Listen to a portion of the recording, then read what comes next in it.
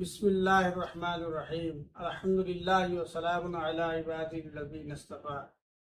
কুরআনে অনেক জায়গায় হাদিস শব্দটা উল্লেখ আছে, কিন্তু দুঃখজনক হলেও সত্য, এই হাদিস ওয়ার্ডটি প্রচলিত হাদিসকে একেবারে বোঝায় না।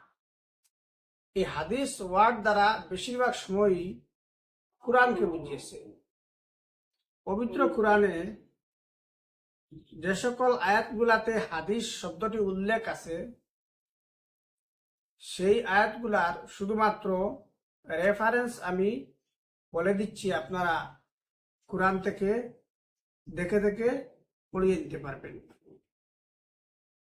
প্রথমে 2 নম্বর সূরা আল বাকারার ৭৬ নম্বর আয়াত, সূরা নিসার 42, 78, 87, 140, 122, সূরা আনাম 68, 8 নম্বর সূরা আল আরাফের 185 নম্বর আয়াত, 12 নম্বর সূরা ইউসুফের 111, 6, 21, 101 নম্বর আয়াত, 8 নম্বর সূরা আল কাহফের 6 নম্বর 70 নম্বর আয়াত, 20 নম্বর সূরা তার 9 এবং 117 নম্বর আয়াত, 31 নম্বর সূরা আল লুকমানের 6 নম্বর আয়াত, 23 নম্বর সূরা আল আযহাবের 53 নম্বর আয়াত, 34 নম্বর সূরা সাবায়ের 19 নম্বর আয়াত, 39 নম্বর সূরা জুমারের 23 নম্বর আয়াত, 45 নম্বর সূরা জাসিয়ার 6 নম্বর আয়াত, 51 নম্বর সূরা জারিয়াতের 24 নম্বর আয়াত, 52 নম্বর সূরা তুরের 34 নম্বর আয়াত, 53 নম্বর সূরা নজমের 59 নম্বর আয়াত, 56 নম্বর সূরা ওয়াকিয়ার 81 নম্বর আয়াত, 66 নম্বর সূরা তাহরিমের 3 নম্বর আয়াত,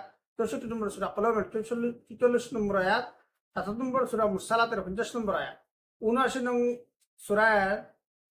সূরা নাজিয়াতের 15 নম্বর আয়াত, 85 নং সূরা বুরুজের 17 নম্বর আয়াত, 88 নং সূরা গাশিয়ার 1 নম্বর আয়াত, 93 নম্বর সূরা তোহায়ের 11 নম্বর আয়াত এবং সর্বশেষ 99 নম্বর সূরা জিলজালের 4 নম্বর আয়াত। এই আয়াতগুলাতে আপনারা হাদিস শব্দটি পেয়ে যাবেন। এ সংক্রান্ত একটি সম্পূর্ণ ভিডিও আছে, নিচের লিঙ্কে আপনারা পেয়ে যাবেন।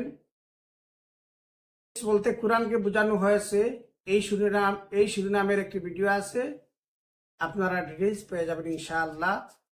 ওমা আলাইনা ইল্লাল বালাগুল মুবিন।